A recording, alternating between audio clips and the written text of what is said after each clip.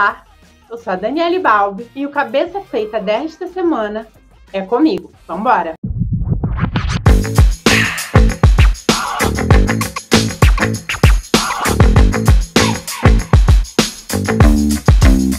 Hoje nós vamos falar de dois elementos que a princípio parecem não se relacionar, mas depois de uma análise mais atenta e mais cuidadosa, nós percebemos a íntima relação entre o silêncio dos homens e o fascismo. Qual a relação entre o silêncio dos homens e fascismo? Eu não sou psicóloga de formação, mas sou curiosa, né? E uma das psicólogas que mais me chama a atenção é a Melanie Klein. Ela se destaca por apresentar teorias sobre o processo formativo da psique humana que, de certa maneira, se descolam na base das teorias freudianas canônicas. Melanie Klein é conhecida pelo desenvolvimento daquilo que foi considerado teoria das relações objetais, ou teorias objetais, que, de modo geral, desloca o processo de formação da psique humana, das neuroses, das patologias e da conformação da psicologia dos seres humanos do processo de genitalização e o coloca anteriormente ligado mais à relação dos bebês com as suas mães e com os seios das suas mães, numa espécie de transferência desenvolvida posteriormente dos seres humanos para os objetos e posteriormente da relação dos seres humanos com os outros seres humanos em sociedade, baseada naquela primeira ruptura, naquela primeira cisão entre seres humanos e o seio, como possibilidade de nutrição e a figura materna, portanto, no centro do processo de reconhecimento da individuação. De modo geral, alguma coisa nesse sentido. Me perdoem aqui os estudiosos de psicanálise, de psicologia em geral. Onde isso se relaciona com o silêncio dos homens, Dani? E onde, mais importante, isso tudo se relaciona com o fascismo?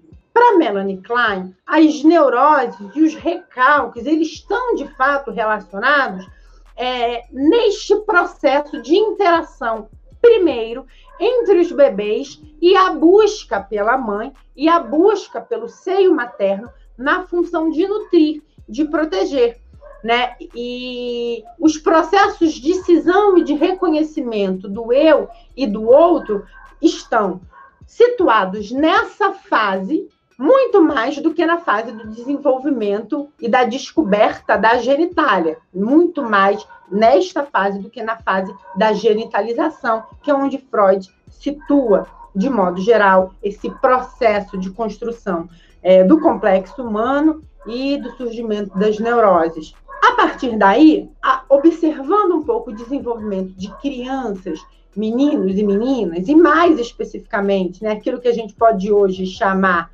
ou aproximar do desenvolvimento da construção dos papéis de gênero, observa-se que há alguns complexos específicos do gênero masculino, isso numa associação livre, repito, isso não está explícito na obra da Melanie Klein, na obra dela que eu tive acesso, mas ela, a todo momento, apresenta diferenciações na forma como esses sujeitos do gênero masculino e esses sujeitos do gênero feminino vão construindo as suas próprias afirmações de individualidade, vão exercitando os seus papéis de gênero e vão, assim, se construindo na interação, obviamente, entre aquilo que a sociedade espera e atribui a eles e a memória persistente na forma de complexo, na forma de complexificação, de conformação dessa relação entre os sujeitos na sua fase de desenvolvimento e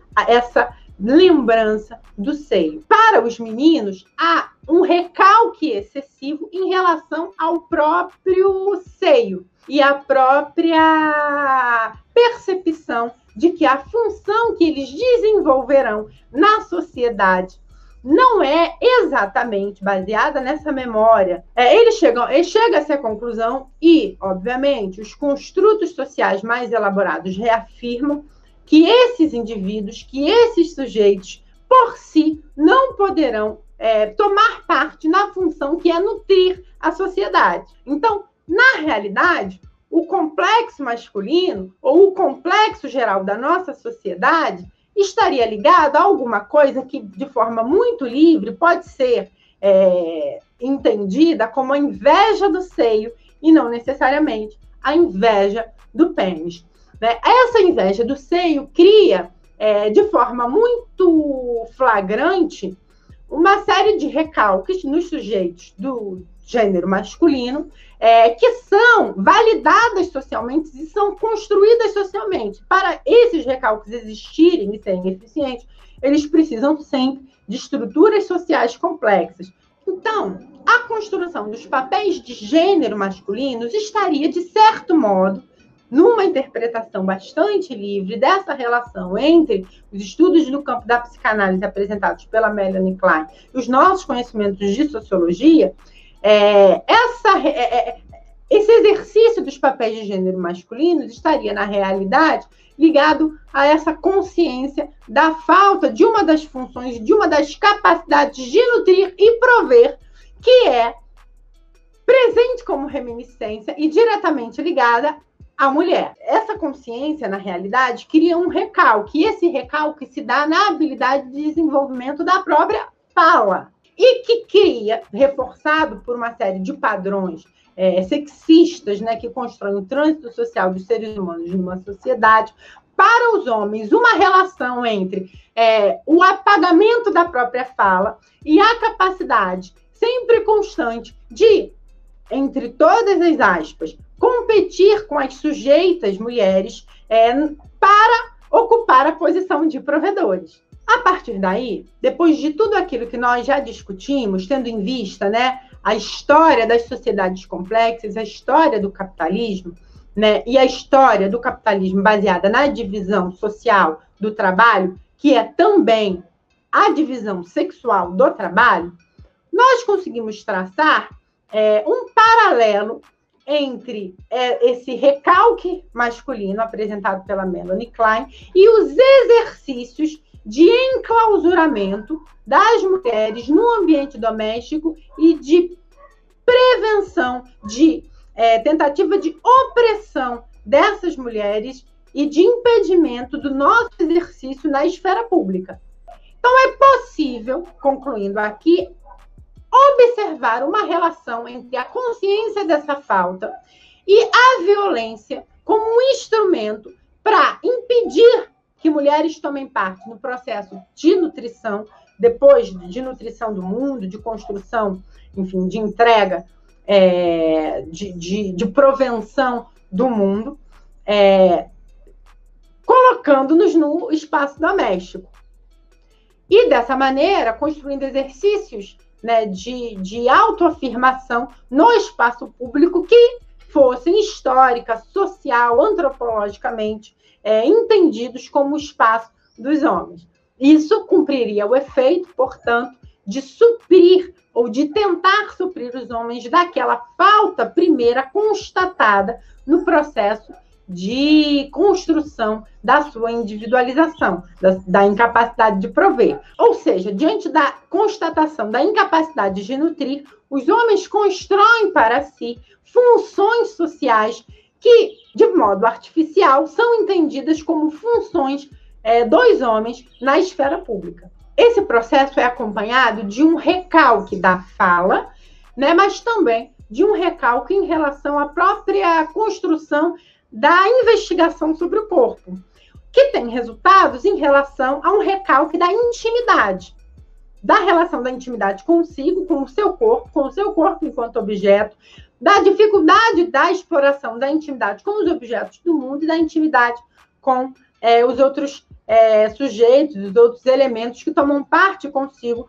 numa estrutura social complexa. Tudo, então, vai ficando mais nítido para nós. Este complexo, ou esta ideia, né, primeira, da ausência do seio, que tem consequências, né, na formação da psicologia, especificamente aqui dos homens, né, e consequências, no mínimo, problemáticas, ou pelo menos investigáveis, como o recalque da fala e o recalque da intimidade, aliados à ideia de que, para compensar um corpo que nutre, que seria, em tese, o corpo das sujeitas mulheres, vai exercendo de forma violenta uma forma de competição, ou, melhor dizendo, uma espécie de corrida para a natureza, para suprir essa ausência e, portanto, prover no lugar de nutrir, vai construindo e vai nos dando um quadro muito claro da relação entre essas ausências masculinas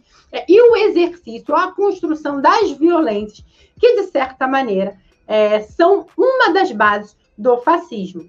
Bom, para terminar, eu não quero afirmar que o fascismo ele é masculino e que ele é uma característica masculina. Perdão, nós já dizemos outras vezes no canal que o fascismo ele é resultado do desenvolvimento do capitalismo. Porém, o fascismo, ao longo da história, foi exercido por outras emergências, coincidentes e concorrentes, por homens.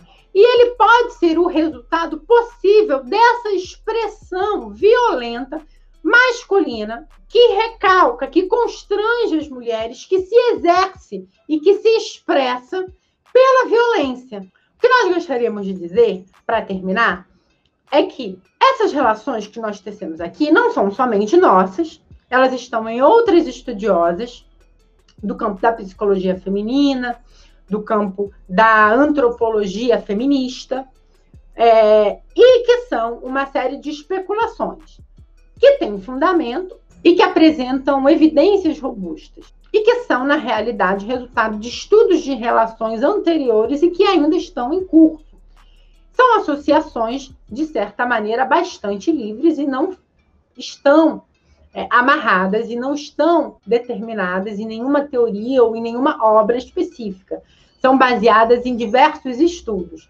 São estudos importantes, de modo geral, para que nós compreendamos elementos que muitas vezes nos escapam, ou que não entram na composição da análise completa dos fenômenos, que é o elemento da psique.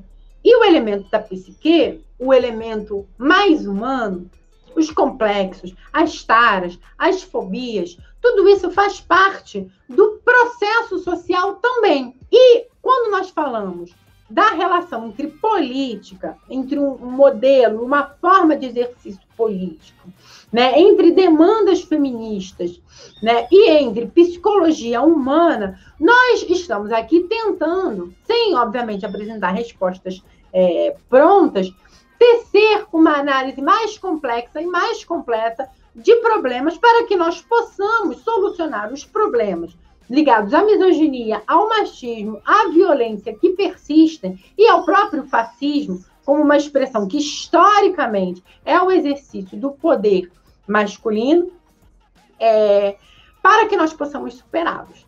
É isso. Um beijo. Menina, coitada. Oi, querida. Tudo certo? Hã? Tudo certo. Coitada, eu fico, gente, tem tão picotado. Será que ela vai...